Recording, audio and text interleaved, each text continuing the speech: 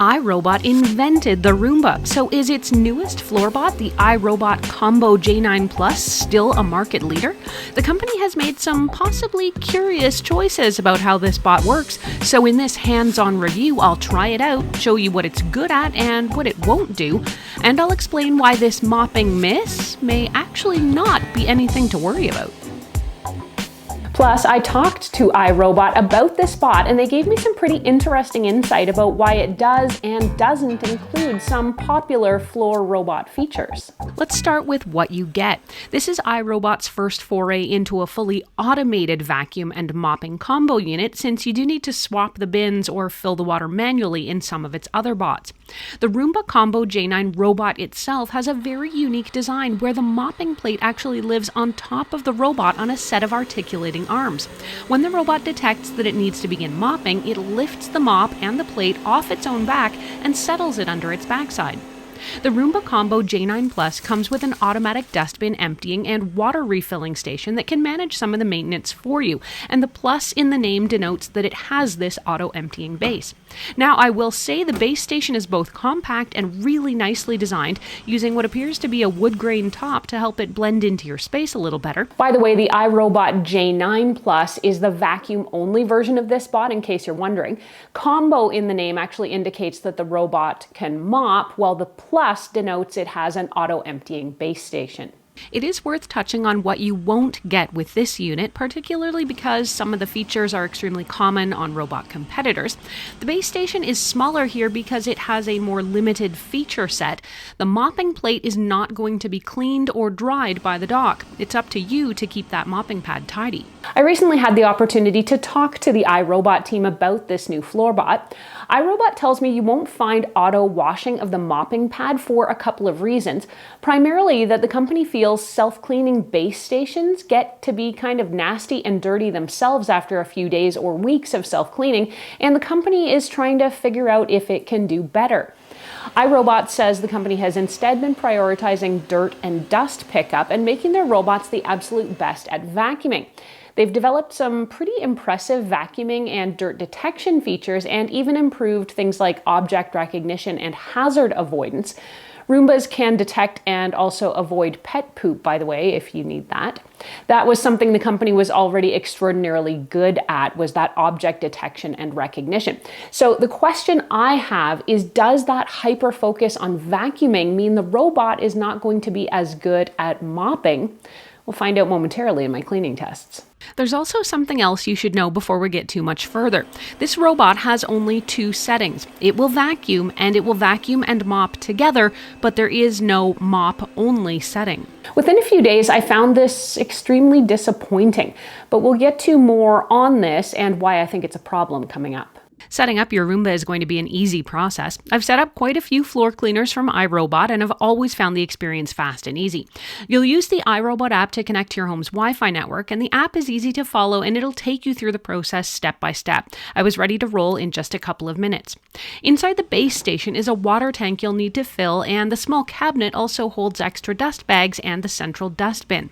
The first thing your robot will need to do is create a virtual map of your home, and it'll do this by going out on an initial vacuuming run using its array of cameras and sensors to map out your space.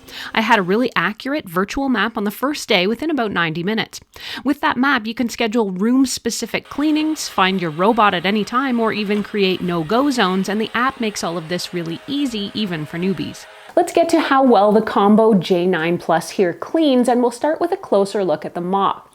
Now, some robot mops will use a simple flat cloth dragged across your floor and call it mopping, or maybe they use a sonic vibration or a shaking of the pad to help it scrub, while other kind of more expensive robots use something like spinning fluffy pads to actually scour your floor's surface.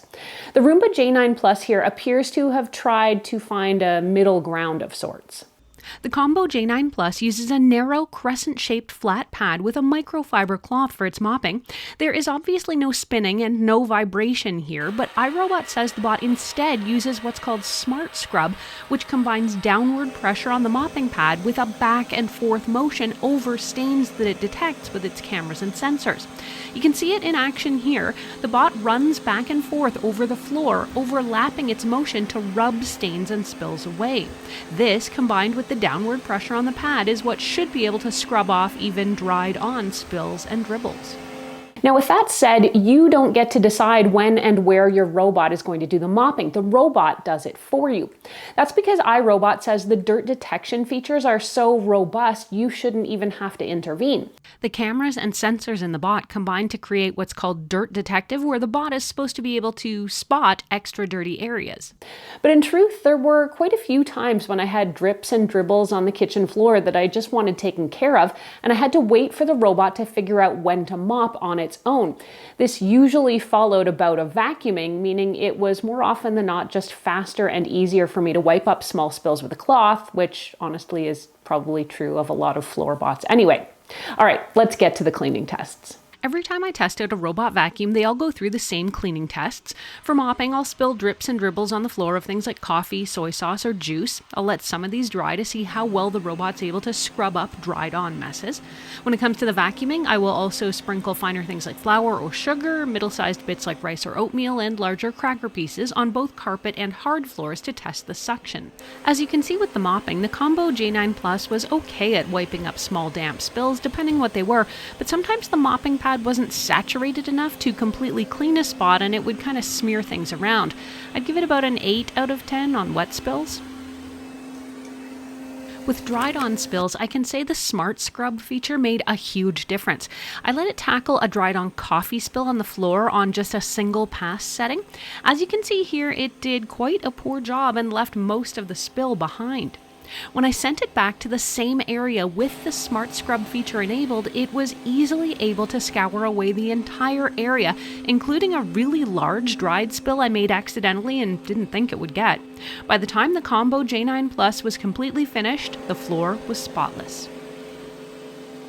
One last little caveat I'll add here is that for the most part, the robot should be able to figure out how best to clean your home on its own. But if you create a special cleaning zone, you may not find the Smart Scrub feature enabled by default, and you'll have to switch this on yourself. If you're also wondering about that retractable mopping plate, iRobot has some thoughts on why that's better than simple mop lifting, saying that a few millimeters of lifting may not be enough to prevent rugs from being dampened or germs from being spread onto carpets or rugs. Lifting it completely away apparently solves this problem. Okay, let's get on to the vacuuming. The Combo J9 Plus is quite good at getting dedicated spills off the floor. It does appear to have the ability to kind of see where there's more debris or dirt, and it'll make numerous passes over a very dirty area. On carpet and rugs, the Combo J9 Plus was also really good at the dedicated spills, picking up about 95 to 99% of those, but it was slightly less adept at getting the stubborn pet hair that tends to congregate on rugs. After cleaning this rug, there was still quite a bit of pet hair left behind.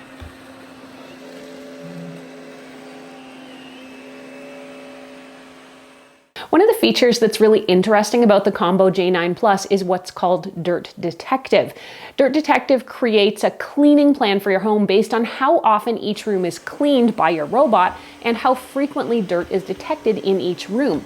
Let's go over the pros and the cons.